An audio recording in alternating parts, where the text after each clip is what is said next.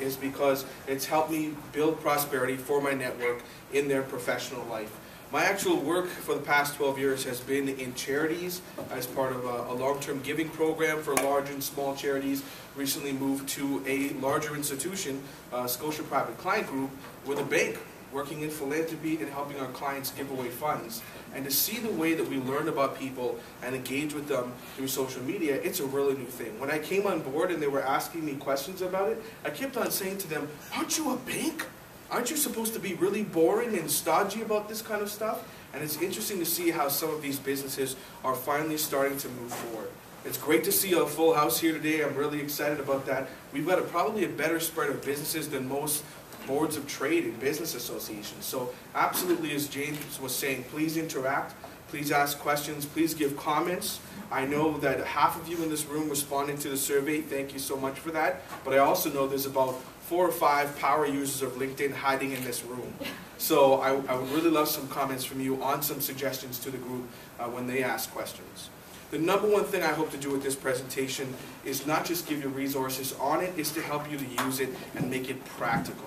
I really don't believe in things that aren't practical. I don't want to tell you go spend 5-10 hours on the thing. I'm all about small investments of time for large impact. I'm a big fan of Dragon's Den. I don't know, is anybody a fan of the show? And Kevin is a great source of inspiration to me because he often tells people, what are you spending? How are you doing this? You have to actually ask yourself. Stop mortgaging your house for a new type of blender. I don't know if anybody's actually a fan of Kevin. Does anybody like Kevin O'Leary in this room? All right. And so, good, I got to get in with you. What's your name, sir? Jeff. Jeff. Why do you like Kevin? Because he tells it like it is. Tells it like it is. All right, we're going to talk again, Jeff, and you'll see why. So I'm going to jump right in there, and you saw my Twitter handle. Please feel free to tweet about the session because I've got several people who are looking for information on it, and they'd love to hear your perspective on it. But jumping into LinkedIn, the wonderful thing that people often say it is, and I would say it really isn't, is an online resume. Maybe 4 or 5 years ago it was born in that way. LinkedIn started in 2000, was formed in 2002, started in 2003, and people were using it that way for a long time, but it's gone so much further than that. We're on maybe the 5th or 6th generation of the program, and they're beta testing new modules almost every other quarter. What I like to call it is our digital handshake. It is the way to make a first impression online. It is a way for people to research you and find out more about you than a resume can show. Because if you want to just put a resume out there, you can upload a resume somewhere on the internet as opposed to trying to build something in an intuitive program like LinkedIn. Now, I remember when the iPad first came out, and Jon Stewart is a great comedian who said that the iPad is the dawn of a new device that for the first time ever people are buying something to find out what it is. When it comes to social media, that's kind of the way we really treat it. The first time I joined LinkedIn, I joined it, it scared the heck out of me. I didn't touch it again for 9 months. Because I said, what is this? It kind of freaks me out. It's a type of business exposure I'm not comfortable with. And yet here we are, often trying to dip our toe into these waters, and we never know if it's filled with great things, gold coins, or sharks. The way I like to describe LinkedIn is that it's your living, breathing network. It's your new little black book. And the greatest thing about it is, unlike other digital databases like Outlook and different things, it updates itself. You can find out when a contact of yours has moved jobs, or moved cities, or moved industries, and it tells you, it sends you a note, so-and-so is doing X. That's an unbelievable resource.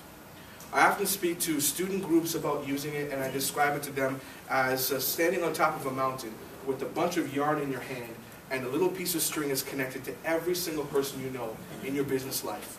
And as they run around down there in the world, and anytime if you need them, you can pull on the string, and you can find them at any time. If I had a business networking philosophy, it's 3 things that we need to have prosperity in our businesses with our network. Number 1, of course, is they need to know who you are. And if it's really your contact, it's a first connection, they know you well. They need to know what you do. They need to understand your business, how it works, and how to refer you. And they need to find you. They need to be able to find you at all times, often in today's business, quickly. And can we do that with all the other media that's out there, email, etc.? Not always. And that's one of the things that LinkedIn really empowers us to do. To get known and be known amongst people, not just in our network, but within our sector. and more importantly, within our market. I had a $250,000 charitable donation walk in my front door from LinkedIn from a donor to a charity that shocked the heck out of me. And I actually was trying not to be rude, but I kept on grilling them to say, there must be a brochure, or you must have come to an event, or there has to be something else. It can't just be LinkedIn. We shouldn't be there yet.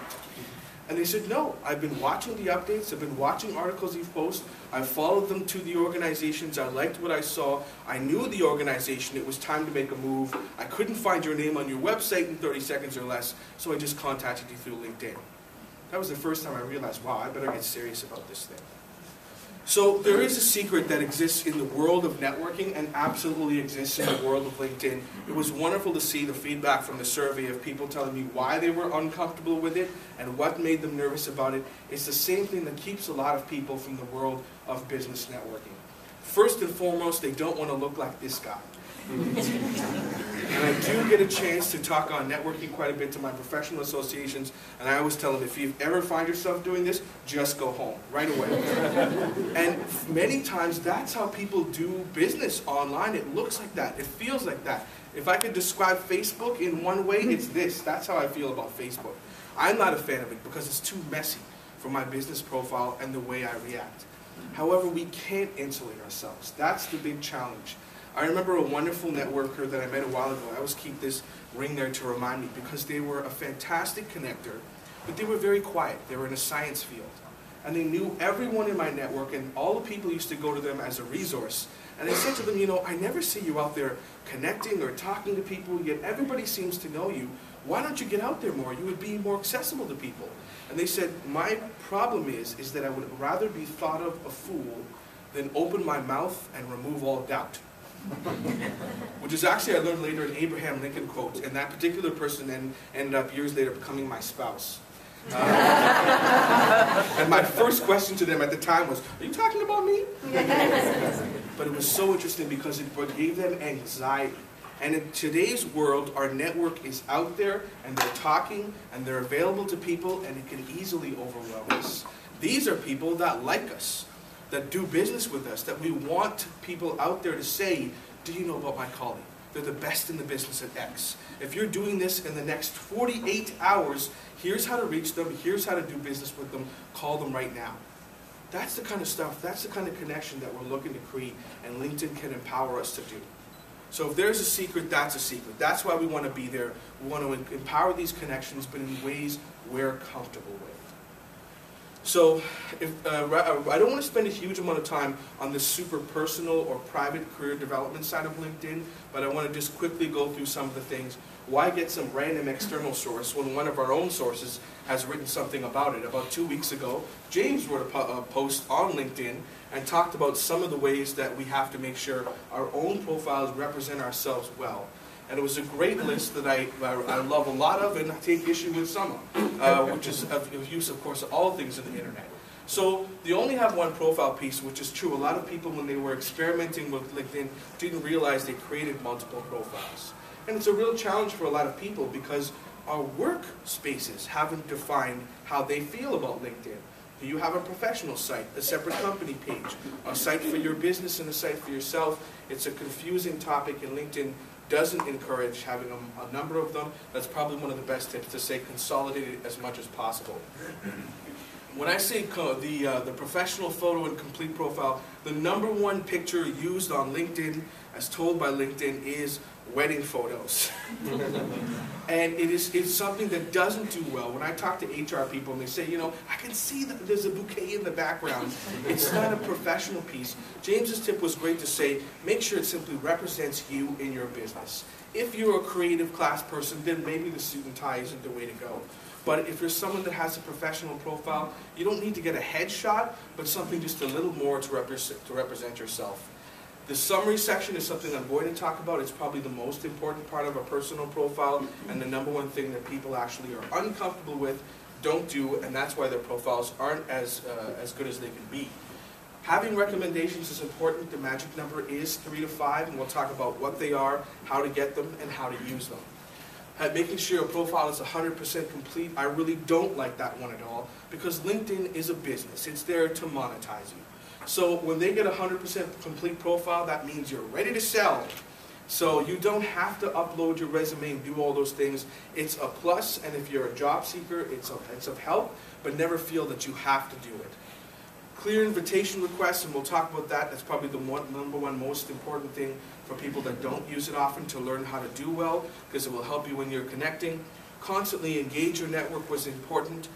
Acting the same as you do in real life online is a big deal.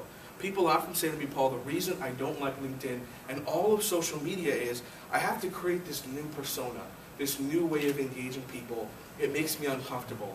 And wonderfully enough, we learned this in kindergarten, stranger danger, right? If you wouldn't put someone in your personal address book, why would you invite them into your virtual network? Same thing, and it's an important tip. Using groups and answers is something I'll talk about as well. So jumping right into the profiles, we've got our home page, our main profile. It's something that's existed for a while, but we have new ways to interact with it. We have to know that we have to make these things friendly for all the new devices that people use to engage in. Within our smartphones these days, it is an amazing thing how fluid it can be. To know that it's in your stream, you're getting those emails, you need to re-optimize your account to make sure you're getting what you want and you're not getting what you don't want. The iPad is a huge new feature in this area.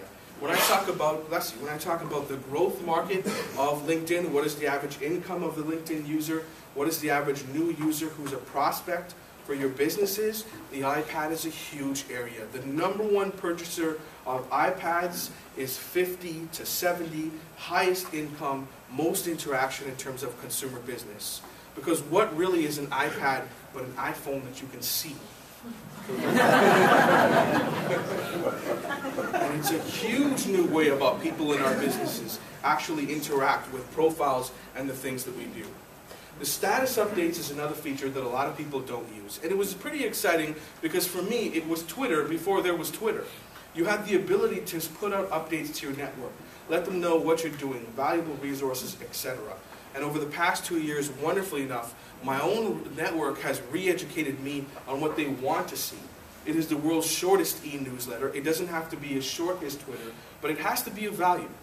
And it was really interesting for them to tell me what was useful, what was not useful, what was helpful. So one of the tips I would say is I've learned that the maximum amount of status updates you should be having is 1 a day. And I really often fail at it. It's hard to do if you enjoy Twitter. You have to really disconnect that world. Just because you can connect your Twitter account and your LinkedIn status updates doesn't mean you should. Because you may have a whole bunch of contacts that are not using LinkedIn, and when they open it up, if everything in there is you, they're going to be sick of you.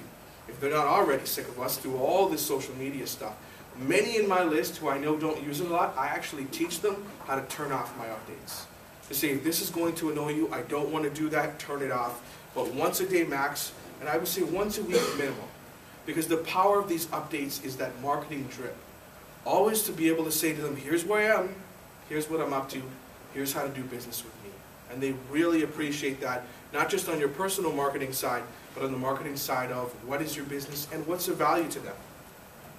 And actually connecting with your network, looking at your homepage, looking at all the updates of your peers, and engaging that at least once a week is something that will help you to keep in touch with them.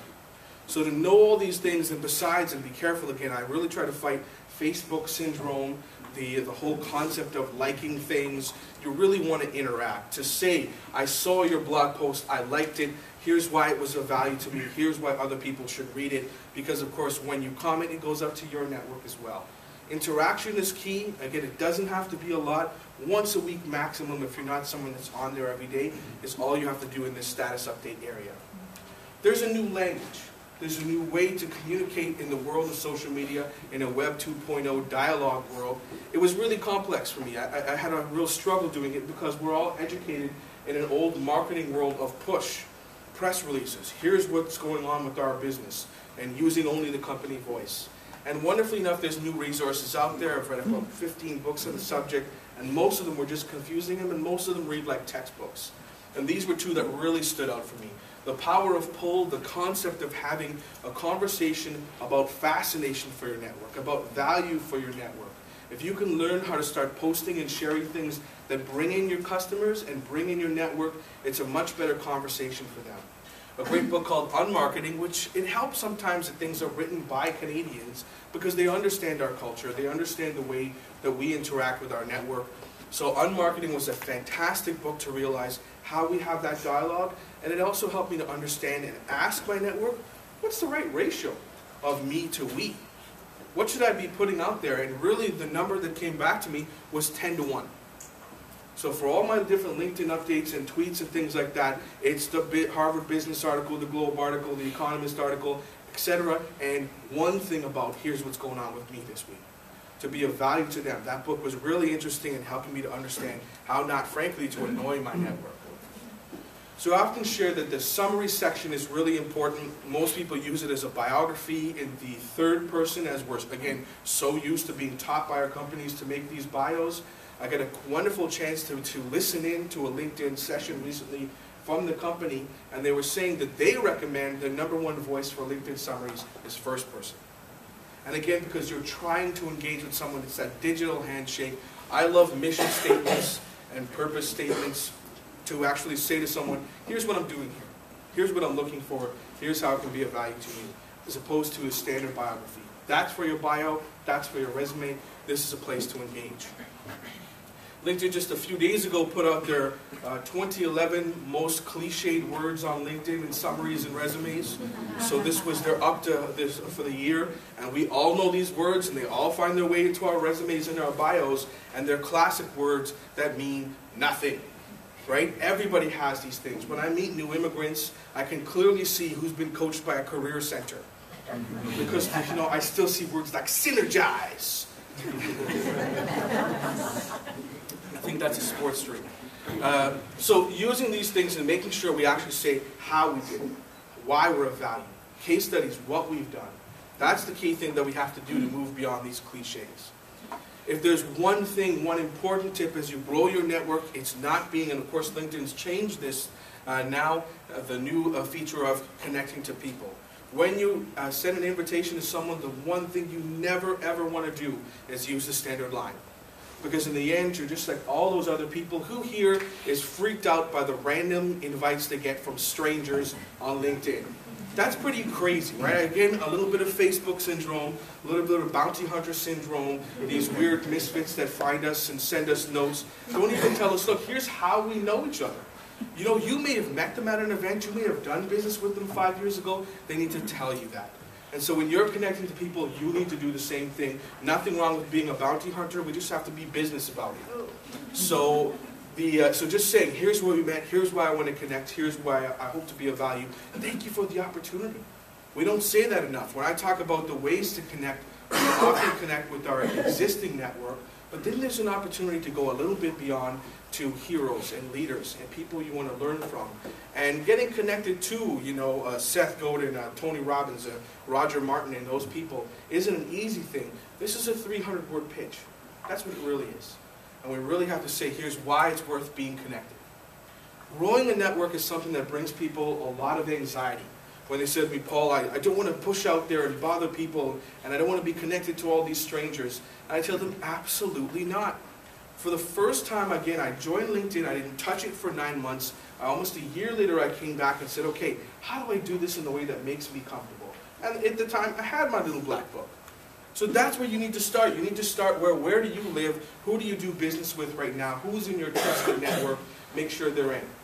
And as you move out and out from your networks and people in your organization that you work with, and again, you have to have your policy on your personal, on your professional LinkedIn. My policy is one that gets me into a lot of trouble, which is no jerks allowed.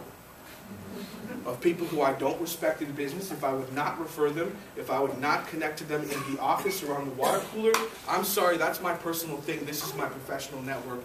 You have to make your own policy. But people you work with, people in the community that you know and you can do business with, and then a larger community. But again, you have natural connections to strangers, not at all.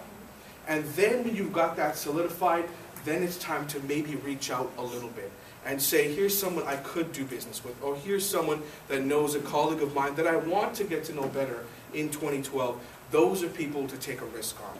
And then the furthest out are the dream people. And you know, I've taken some risks on LinkedIn. It has absolutely paid huge dividends. Authors that I absolutely admire, that I want to learn from, they've said, sure, I will connect you, because of course it's a new medium. No one's used to it yet. I sent a note to Peter Mansbridge, and it didn't go to his secretary, it went to his BlackBerry.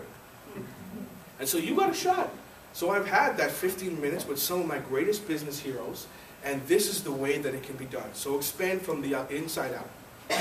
One of the biggest functions that people don't use on LinkedIn is LinkedIn groups. It is a big function, there's a lot there. It is again a way, when I say that character piece, it's a way to draw that business silhouette, to show people how you interact with your community. You're not just a person with that job, you invest in that community. You're engaged in that sector. So to have those different things in your profile saying, I'm part of the professional association, the group that discusses things, and it's the ability to show them that you're engaged is a big thing. I actually believe that LinkedIn groups is a bit of a dog. There's a bit of a spammy feature, and I thank you again for those that engaged in the survey, because that was something that really came back, and that was great, because I thought it was just me. I thought I was crazy. And then I think sometimes I go in there, and it just push, press release, press release, press release. Here was what I'm doing. Here's what I did. Here's a link to my blog for the 15th time. If it's an industry thing, stay involved, but I would say the biggest thing to do is stay involved with just a few groups. Who can manage getting into 50 groups at a time? Focus on a few. That's the way I've seen the best of my mentors find the best success on the group side. As nonprofits and businesses, we're not doing enough in terms of taking advantage of our own groups. Why are we going out there to other groups when we can engage our employees as nonprofits, our volunteers? For a lot of organizations, for a nonprofit, we have board members that we bring on board because we want to connect to their network. There are nonprofit organizations that bring in the board, get them around the table and say, could you write out who we need to speak to? Why not have a company profile, connect to them on LinkedIn, and their network is open to you? And then you do the research and you tell them who you want to meet. It's a powerful thing. Fans, and as well the concept of owning your own sector. I had a young professional recently who said to me, this is a massive new thing in Canada. The first people to the table are going to be the leaders, and there isn't a LinkedIn group on it, and it's driving me crazy. And I said to them, why the heck aren't you making a group? Well, you know, there's a professional association and a paper and a newsletter. Who cares? You have the ability to own a sector, to own a topic. Don't be afraid to create groups around things that you're passionate about, things that you're damn good at, and things that your business may lead at. You can own that whole thing. In terms of groups, there's some great videos out there that LinkedIn has put together on LinkedIn Tips. This is probably one of the best ones out there, their tip sheet on groups. I'm not going to spend too much time in it because, again, as I said, I haven't seen a lot of people with a huge amount of business success in the groups feature. The place where there's a way more success is LinkedIn Answers. LinkedIn Answers, again, it's all under that More tab. It's an amazingly powerful resource to share your expertise, to gain expertise, to ask questions about your business. It's like having a board at your fingertips all the time. I was sharing with James last night that when I was looking for a source for our e-newsletter, when I was buying a new business card reader for the office, I would ask these questions to say who in X business, in X client service, in X nonprofit, in X media organizations uses all these things, and who's the best? And can I get some client testimonials and feedback? And people said, hate this one, love this one, this is why it's best. And people were saying, look, there's a sale on this, and it all came in within 24 hours. If you ask a question at 5 o'clock and the next morning you have 40 answers to help you know that's the best in the industry, where do we have that resource? Now, in terms of you sharing your expertise and being a market leader in your space, this is a huge area. There is over 200 or 300 topics to answer questions on in LinkedIn. And if you answer a question and you have the ability to put resources, and again, first is the industry resource, second is a textual resource, and the third can be your blog or your site. That's a must. It'll drive traffic. It'll bring people from your sector to your page and to your business. But if the person who asked the question liked it the most, they have the ability to name your answer the best answer. And when they name your answer the best answer, it shows up on your profile page. So to have a whole bunch of these in your profiles page saying, look, people chose these as the best answer in those areas of your expertise, it's another way to show people that other people, that elusive testimonial feel that you are the expert. You're not naming yourself the expert. One of my favorite social media experts, a person, her name is Claire Kerr. She has the world's most annoying Twitter handle in the not-for-profit sector. It's called Snot for Profit. She drives me crazy because I'm in a very wonderful closed business world, and she's so open and engaging. She is my #1 mentor on social media and Twitter, and her actual title in her Twitter account says, "The only person on Twitter who's not a guru." And yet she's probably the only guru I know. So that's that piece, is to say, look, I'm not calling myself the expert. I'm just putting out my value, and other people show if it's there. This is a way for them to show that. So jumping in as well to the job section, and a thing that I see people do all the time, I've asked LinkedIn and HR people again their opinion on this. I had a survey to 100 HR professionals last year about where you post and how you post your jobs, and they were saying, yes, we don't need a gigantic paragraph on your job duties. Again, if they want that, they can get your resume. That job description is out there on the internet. They can find that. You really want to just describe what it is. If there's a one-liner, you can have it. But that's something you don't need, and it's something that really takes up way too much real estate on your profile that you could be using for actual business development, not a resume. But you'll see there in the recommendations side of thing, James was saying that 3 to 5 is a magic number. Absolutely, that's the magic number. And again, it's a way for other people to share really objectively why you're the leader, why you're someone that was of help. In my area, in fundraising, it wasn't something I could use at the time, but I had a really strong personal passion. One of my personal missions in life is to help others with their business plans, with their prosperity, and that they're seeking if they want to be excellent, if they want it. But I could never get people to say yes to being helped, because I was a stranger. If I just said to someone, I want to look at your resume, I'm going to introduce you to my network, I'm going to figure out how to help you to become a success, 9 times out of 10 in the early 2000s, they thought, this guy's trying to kill me and harvest my organs. And there was no way to say to them, look, I'm really trying to do this, and we've done this with, and I don't want to put people's names up there. You know, in the recession, it's been a kind of engaging time for me to be able to help peers that I really care about. And they say to me, Paul, can I take you out for dinner? Can I do something? You changed my business, you changed my life. And I said, no, I don't want those things. But if there's one thing I wouldn't mind, it's something on here. And to say, can you do this? Can you just share with others, one, I didn't kill you, and that you're still alive and well, and two, why it was of value to you, what I can do for you. And in your business world, that's something you need to do as well. And of course, the most ruthless business networking group in the world is BNI, Business Networking International. They're the world's largest professional business association. And their motto is, does anybody know their motto? Nobody? They got to do better marketing, jeez. Givers gain. They've done studies on how to business network, and the ruthless money-grubbing organization has found that if you give first of value, you gain back twice as much. So when it comes to recommendations, when you want some, the key is to go out and write some. Think of people that have impacted your career, impacted your life, and go out and write some recommendations, and you'll find you're getting many more in return. Sometimes not even from those people, but it reminds your network how and why. Yep? Why only 3 to 5? No, I mean, you could definitely get more. My page is overdeveloped. I've got 30. But you just have to figure out what's the number that's comfortable for you. People say, what's the minimum? So the minimum number to have is 3 to 5. But again, if you're in a very interactive business, yes, you absolutely want more. But I had an accountant who said his business is all about private client work, and he didn't want to do that. So it was interesting. But on the actual side of getting those testimonials, an interesting space about what's the type of testimonial in a Web 2.0 world was different. And it really shocked me. I had a colleague, she has a company called Accelerate, her name is Jill Donahue, and her company, her job, is teaching doctors how to ethically influence their patients to save their own life. If you don't stop doing this, you will be dead next year. And if you say to them, don't eat the Cheetos, they're still going to eat the Cheetos. And so the doctors were trying to find this out, and that's her business. Her business is ethical influencing. So to learn from her, I said, so what are all the businesses missing? At the time I asked her, what were nonprofits missing?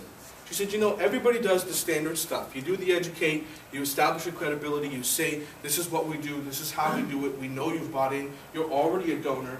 But she said, the one thing that's missing, and this is a business development piece that very few of us do, I know I wasn't doing, was to engage in the testimonial side, not about here's why when I engaged the product I was happy, Here's why I was happy with the product. Here's why the business is cool.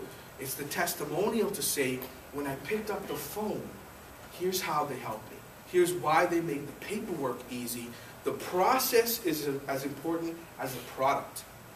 And so that's an area of testimonials a lot of people aren't getting. That to engage this, nobody's helping me to understand the business, to understand the process of doing work in this industry. That's a testimonial we want to get more of to reach that goal.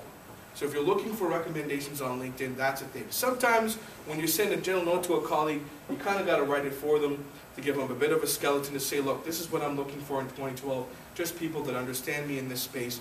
Could you write a note about how we interacted around X, how I helped you with Y, and if it was of value to you, I'd be deeply grateful. It's one of the ways that we can do that. Another great function on that character piece, on that outline silhouette piece of our business that people don't often think about, again, living under the More tab, is the Amazon book list. It is incredible to see, for me, I started following many of the people that I respect to see what they're reading, what they're thinking about. I want to know who my market leaders are reading and what they're doing, and to share that as well is a way I've met a lot of people. There was one book I remember, there were several people reading it in my sector. We ended up holding a business meeting just because we were all reading that book at the same time. It is another way to have people who are around your space that you may know or may not know to engage you and find your business. It's a very interesting piece, the Amazon book list, in that way. A very new function, as I mentioned, LinkedIn is beta testing functions often. I want to talk to you about two dogs. This is one that the nonprofit guy, the fundraiser guy, should be much more positive about, is LinkedIn volunteer experience and causes. It's something you can have on your profile. It's not even 6 or 7 months old. And basically, we were at a social media conference a little while ago, and all the people who I listened to on it were saying, we hate it. And I engaged it, and I didn't like it as well because, again, it takes up way too much real estate. When it creates it, it does some assumptions for you. Just because you donate to X cause, you're interested in X cause. Just because you're interested means you donate to. Why am I telling people where I make donations? It's still in the beta testing phase. So try it out, see if you like it, but I would say with a lot of these beta testing things, wait a year to see how it evens out, because they may delete it. You may have it on your page, migrate something over, and it doesn't work out. So when they beta test these things, dip your toes in lightly. An interesting one that it pains me to put in the dog category is LinkedIn events. I really love it. LinkedIn events is a great way to share with people what the event is, where it's going to be, some of the details. But in terms of the RSVP function, this is a highly engaged social media group. This is what we're doing here. And so more people use this function in terms of RSVPing, but I'll tell you in the general business world, because most of your network is not on LinkedIn, it is not a good primary source. That's why something like a social media breakfast needs to have that public Eventbrite page. It still doesn't have the business functions to have the transaction yet, but really in terms of the pickup, I've been using this for a year. We did a survey on it about 3 or 4 months ago to say who's using it, who's seeing response. Is it engaging? Again, is it making you money? Is it getting you attendance? And it isn't. So it's something to do when you have events, but it's the second or third thing to do rather than having that public online anchor.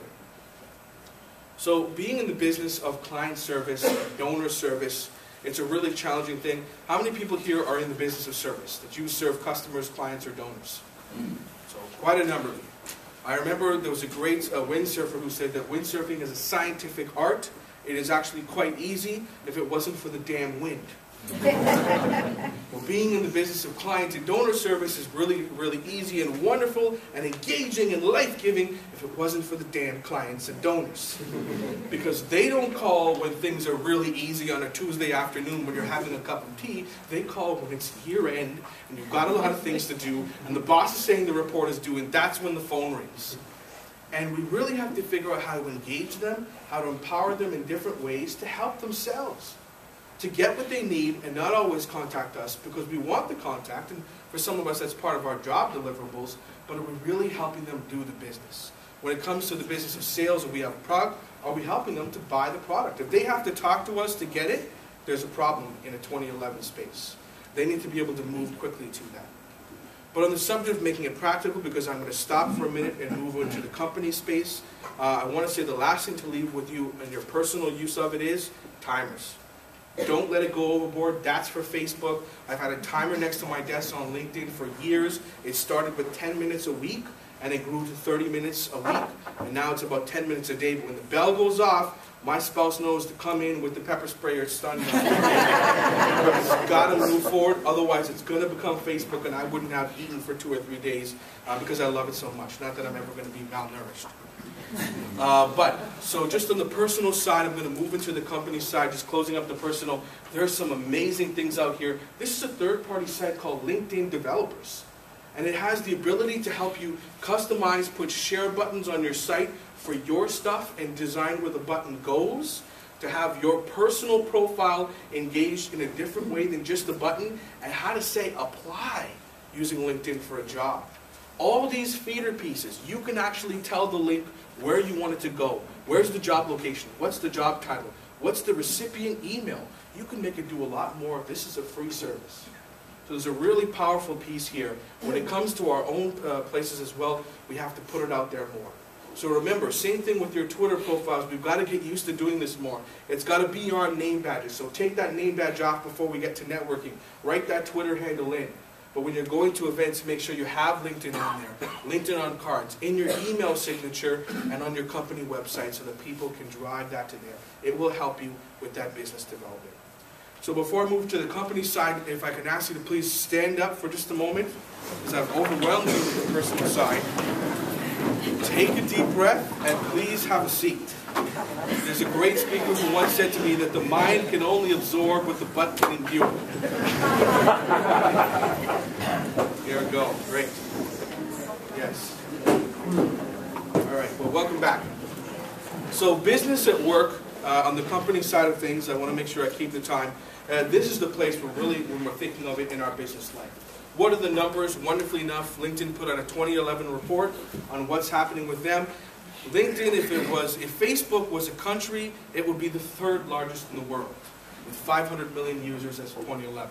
LinkedIn has 135 million members, 9th largest country in the world if it was a country. In Canada, there are 4 million users out of that 135 million, and as well, how they engage the space is very interesting. So in North America, those are US dollars, the average income of a LinkedIn user is $80,000 plus. That's Facebook and Twitter combined. So when we talk about where we actually want to be, it is amazing to me that so many businesses go Facebook first, Twitter second, LinkedIn third. Well, if your business is higher end, if you're in private client, if you want to engage people, a lot of us have minimums to engage our business, then why are we going after that business? So this is the place we need to be.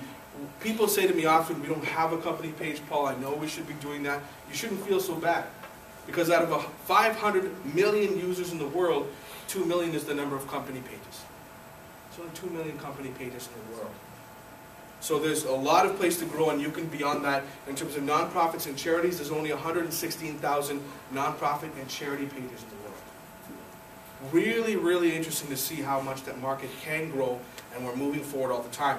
72% of those users, as I call the iPad purchaser demographic, are in that space. So if this is your space, that's who you want to talk to. I mentioned as well that the company profile piece. Over the past 6 months, LinkedIn has been beta testing for the past year, and we've got powerful new company page options. So the ability to say more about your company, to give you these links that you can put on your page, to say follow me in this space, follow my company. There's a huge new option around this. These are new buttons that LinkedIn gives you under the settings page if you create a company profile. I mentioned as well that designer site that has all these amazing abilities to not just recommend you, but to recommend a product. You know, there was an organization that they were selling this product recently, and I recommended their business. It was so interesting to see how much of my network took notice to that. And so you can put that on your business there, and it can look and feel however you want it to do. So I'm going to jump into a quick number of case studies just to give you some examples of people who are doing it well, and some people who are doing it well that you can follow and connect with. So Small Change Fund is a national charity that empowers small organizations to get engaged and do fundraising and do their work across Canada. This is their local Kitchener group, Live, Learn, and Lead, the Eastwood Food Project, and they're getting funds, they're doing that. Small Change is a tiny organization. They have 3 or 4.5 staff all over Canada, and yet they punch way above their weight because of social media. So this is their YouTube account. They use YouTube for a lot of things. Post events, to share their mission, to share their work. For those of us in client and donor service, they're doing private videos to thank their donors.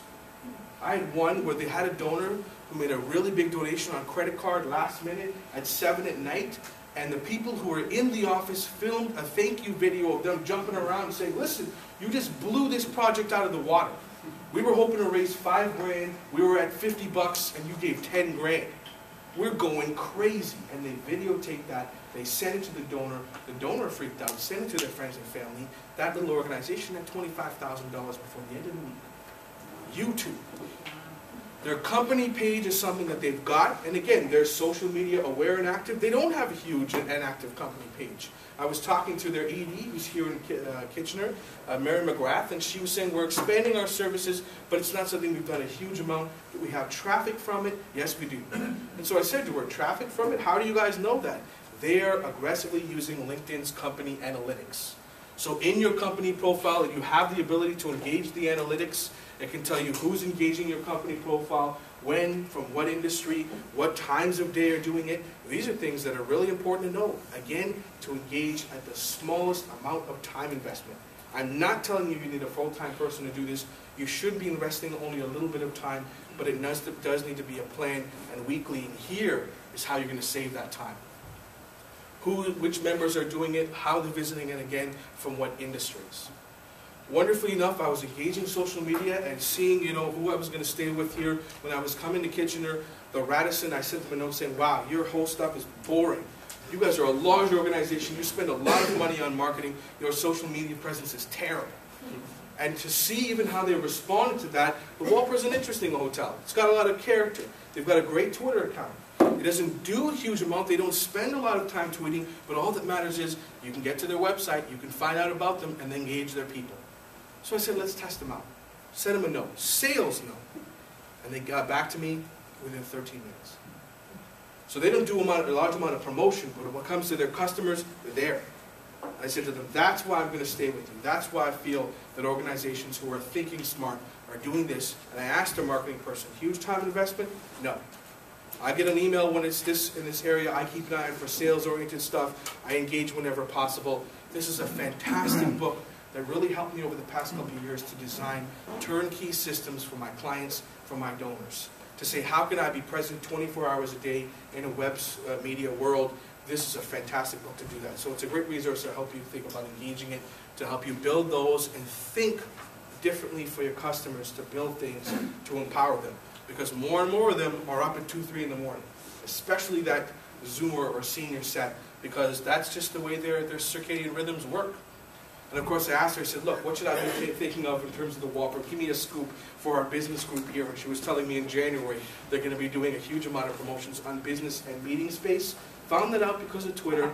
I needed to do something for my business with my organization within the next couple months. All that came to me within 25 minutes. So they're a great group. Here's another great group called Stephen Thomas. They're one of Canada's largest marketing firms in terms of charities. They really have an aggressive and well-used company profile, probably one of the best I've seen in the nonprofit space. They're using this new ability to have a visual design banner under their company profile, to have their products and services actually drawn out that you can look into, that you can recommend, that you can engage. So that, when people say to me, what's the next step of company profiles? This is the next step.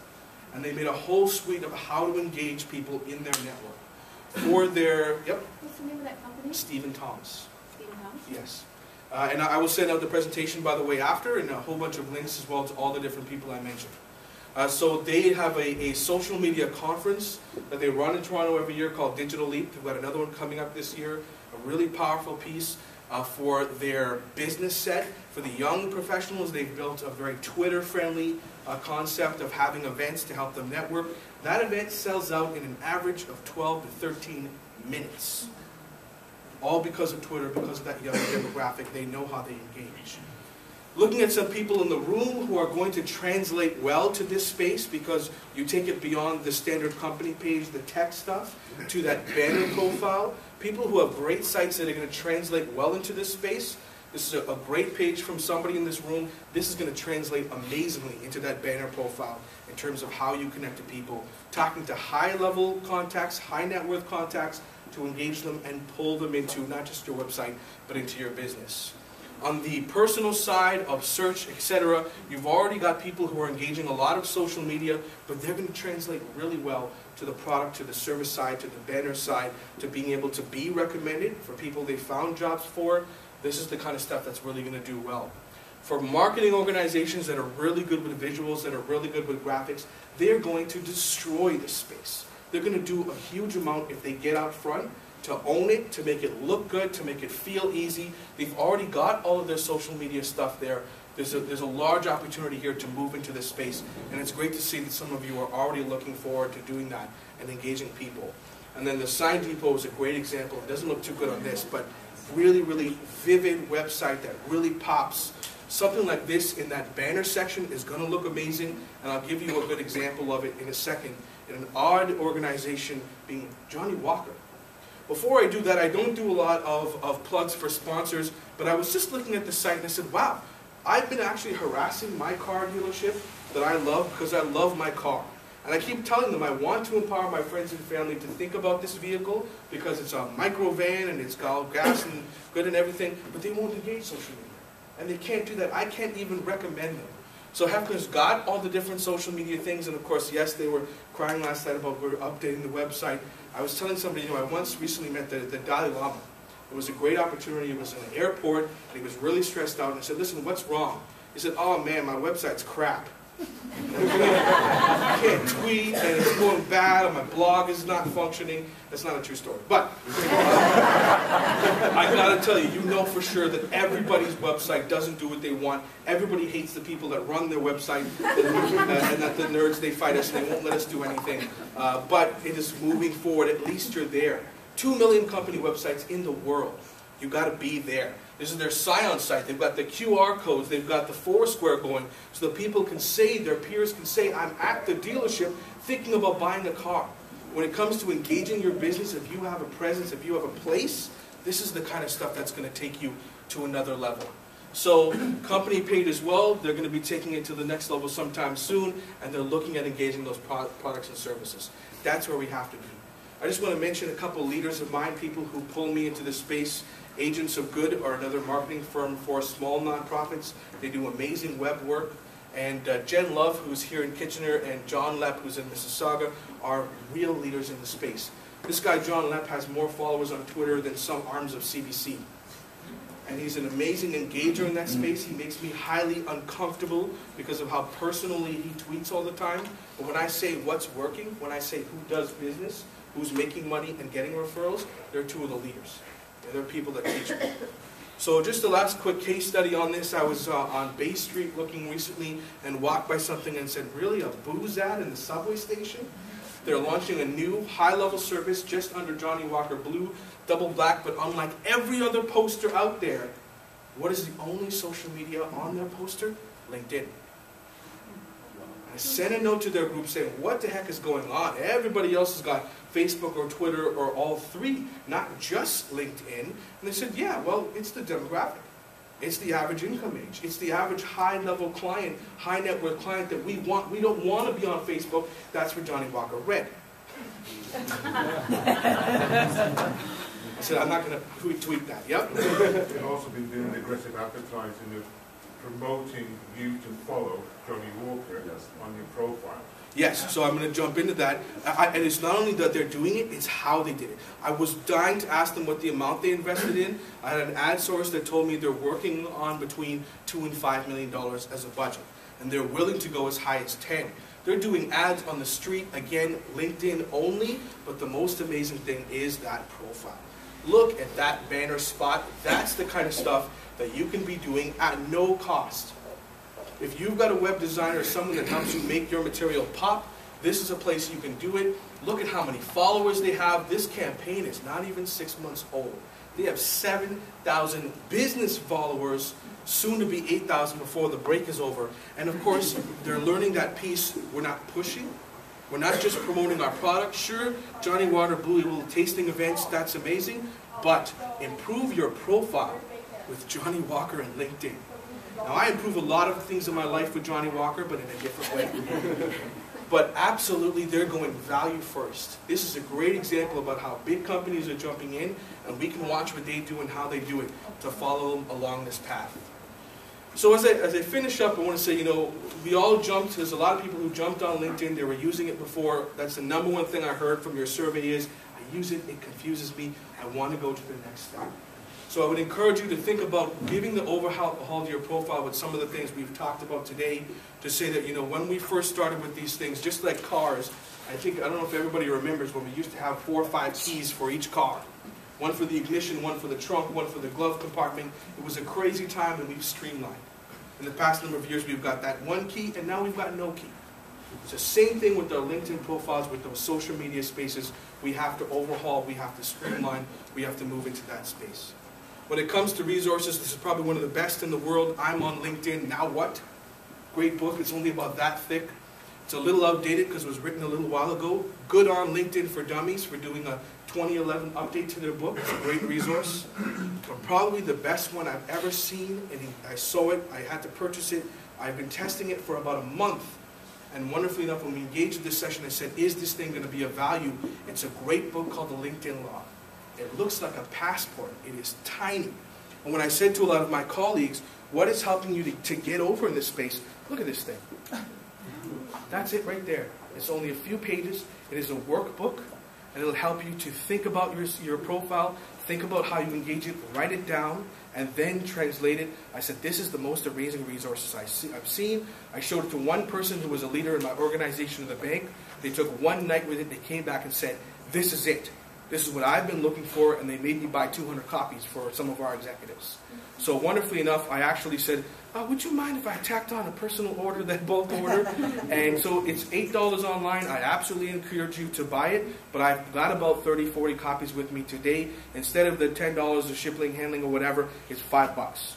So if you want to buy it, I'm happy to do it. I'm terrible at sales. I haven't brought a huge amount of change. I'm not used to selling things that way. But it was just so damn good. So if you're looking to move forward, this is a great resource. I hope it's of help to you. But most importantly, you've got this as a resource. You've got me as a resource. And I'm happy to connect you forward to folks. If I can ever be of help, please touch base. Thanks for your time.